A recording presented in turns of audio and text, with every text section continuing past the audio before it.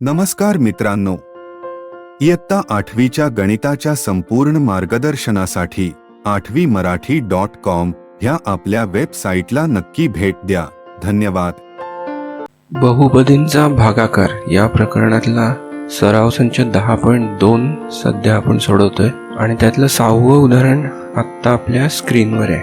तर या उदाहरणात एक बहुपदी दिली आहे, a चा चौथा घात वजा a चा घन अधिक a चा वर्ग वजा a अधिक 1 आणि त्याला भागायचे a चा घन वजा 2 या द्विपदीने.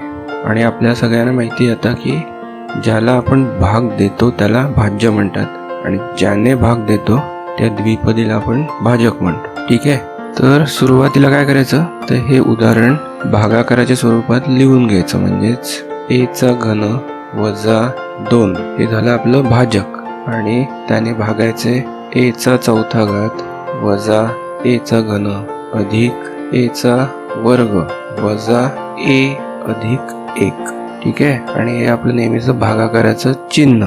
आता काय करायचं ह्याच्या पुढे तर आपली नेहमीची 3 स्टेपची पद्धत वापरायची आणि हे उदाहरण सोडवायचं. तर आपल्या 3 स्टेपच्या पद्धतीतली पहिली स्टेप काय असते तर भाज्याच्या पहिल्या पदाला भाजकाच्या पहिल्या पदाने भागायचं. म्हणजेच काय a बरोबर a चा चौथा घात भागिले a चा घन. a चा चौथा घात हे भाज्यातलं पहिलं पद आहे आणि a चा घन हे भाजकातलं पहिलं पद आहे. म्हणून a किती येणार a चा 4 वजा तिसरा घात. कारण काय हा भागाकार आहे म्हणून घातांकांची वजाबाकी होणार. म्हणून a बरोबर 1. आता a हा भागाकार मी इथे लिहून टाकतो. आता आपली दुसरी स्टेप काय असते तर भाजकाला या भागाकाराने किंवा a ने गुणायचं. म्हणजेच काय तर b बरोबर a चा घन वजा 2 आणि त्याला गुणायचं a ने. म्हणून b बरोबर किती होणार a चा घन गुणिले a वजा 2 गुणिले a. म्हणून b किती येणार a चा चौथा घात गुणाकार आहे म्हणून घातांकांची बेरीज होणार आणि वजा 2a. आणि तिसरी स्टेप काय असते तर भाज्यातून हा b वजा करायचा. ठीक आहे, तर ते आपण इथे वरती करूया. तर मी पहिलं इथे भागाकारातल्या वजाबाकीचं चिन्ह लिहितो, त्याच्यानंतर कंस घेतो आणि या कंसात लिहितो a चा चौथा घात. आता इथे बघा, इथे a च्या घनाचं एक पद आहे, a च्या वर्गाचं एक पद आहे आणि त्याच्यानंतर a चं एक पद आहे. पण आपल्या b मध्ये a च्या वर्गाचं आणि घनाचं दोन्हीही पद नाही आहेत, पण a चं पद आहे. मग काय करायचं असतं अशा वेळी तर इथे लिहायचं अधिक 0 a चा घन अधिक 0 a चा वर्ग आणि त्यानंतर वजा 2a. ठीक आहे, तर ज्या घातांकाचं पद आपल्याकडे नाही आहे त्याच्यासाठी शून्याचं पद लिहायचं. ठीक आहे, आता काय करायचं वजाबाकी करताना त्या कंसाच्या बाहेर वजा चिन्ह आहे म्हणजे आतली सगळी चिन्ह बदलणार. बरोबर, मग आधी आपण तो बदल करून घेऊ. तर ही सगळी चिन्ह आता आतली बदलणार आहेत. तर याचं चिन्ह काय होणार वजा वजा a चा चौथा घात, त्याच्यानंतर वजा 0 a चा घन वजा 0 a चा वर्ग. आता वजा 2a होतं ते अधिक 2a होणार आणि आता आपण ही वजाबाकी करूया.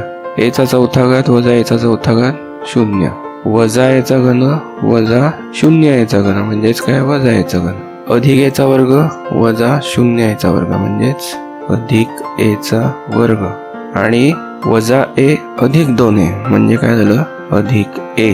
ठीक आहे, आणि शेवटी काय करायचं तर हा 1 जो आहे तो असाच्या असा लिहून टाकायचा अधिक 1. आता आपल्याला वजा 1 चा घन अधिक a चा वर्ग अधिक a अधिक 1 अशी बहुपदी मिळालेली आहे. आणि या बहुपदीसाठी पुन्हा आपल्या 3 स्टेप्स करायच्या आणि हे गणित पुढे सोडवायचं. तर आता भाज्यातलं पहिलं पद काय वजा a चा घन, a बरोबर वजा a चा घन आणि भाजकातलं पहिलं पद काय a चा घन. a चा घन गेला म्हणून a किती आला वजा 1. आता वजा 1 हा भागाकार मी इथे लिहून टाकतो. आता या a ने भाजकाला गुणायचं म्हणून b बरोबर a चा घन वजा 2 गुणिले वजा 1. आता वजा 1 ने याला गुणल्यावर काय येणार b बरोबर वजा a चा घन आणि वजा 2 गुणिले वजा 1 म्हणजे अधिक 2. वजा वजा गुणाकार अधिक. ठीक आहे. आता हा बी भाज्यातून वजा करायचा, मग परत भागाकारातलं वजाचं चिन्ह, कंसामध्ये वजा ए चा घन. इथे लक्ष द्या, आता आपल्याकडे इथे ए चा वर्ग हे पद आहे, ए हे पद आहे, पण इकडे आहे का ए चा वर्ग? तर नाहीये. इथे ए च पद आहे का? तर ते पण नाहीये. म्हणजे इथे काय लिहिणार आपण? 0 ए चा वर्ग अधिक 0 ए आणि त्याच्यानंतर येणार अधिक 2. आलं लक्षात? जे पद नाहीये त्याच्यासाठी शून्याचं पद लिहायचं. ठीक आहे. आता ही वजाबाकी करताना काय करायचं? आधी कंसाबाहेर वजा चिन्ह आहे, म्हणजे आतली चिन्ह बदलणार. म्हणजेच काय होणार? तर हे वजा वजा होणार अधिक, हे वजा आणि अधिक 2 होते ते वजा 2. आता ही वजाबाकी आपण करून घेऊ. वजा ए चा घन अधिक ए चा घन म्हणजे झाले 0. ए चा वर्ग वजा 0 ए चा वर्ग म्हणजे ए चा वर्ग आणि अधिक ए वजा 0 अधिक ए आणि 1 वजा 2 म्हणजे वजा 1. ठीक आहे. आता बघा, आपलं भाज्य काय आहे? ए चा घन वजा 2. आलेली बाकी काय आहे किंवा उरलेली बहुपदी काय आहे? तर ए चा वर्ग अधिक ए वजा 1. आता भाजकाचा सगळ्यात मोठा घातांक किती आहे? तर 3 आहे. ठीक आहे.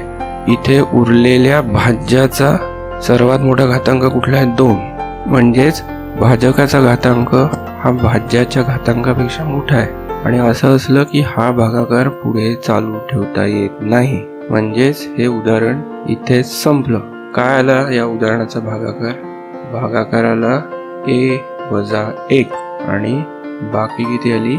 ए चा वर्ग अधिक ए वजा ए. आलं लक्षात? हा व्हिडिओ जर तुम्हाला आवडला असेल तर लाईक करा, त्याचबरोबर तुमच्या मित्रमैत्रिणींबरोबर जास्तीत जास्त शेअर करा आणि सगळ्यात महत्त्वाचं काय, तर कृपया आपलं हे चॅनल सबस्क्राईब करा. हे चॅनल पूर्णपणे विनामूल्य आहे. ते सबस्क्राईब करायला तुम्हाला कुठलेही पैसे द्यावे लागणार नाहीत. ठीक आहे. धन्यवाद.